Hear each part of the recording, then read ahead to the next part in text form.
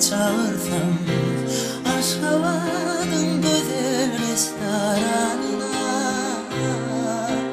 Gözlerine bakıp arzu ederim En toylu vakta otursun Sol yanıp duran Şemin başında Bağıt yüzün soğuk eden zaman Ellerim tutup sana diyeyim Bir toy tutarım evine Ay gidelim yemedim ya Benzinle yaşam binlerin Öveyen ve balibon Ağlama bak bile öyle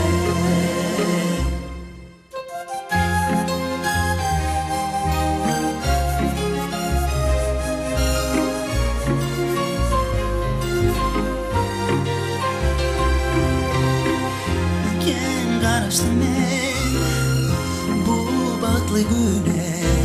Millete tanrı doyum şana Ben şeyle olmadan bu toylu vaktinde Ben batıldım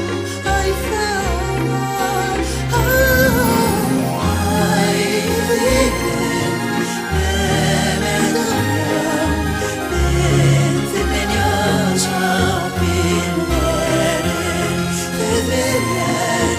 bir balibon Ağlama bak bile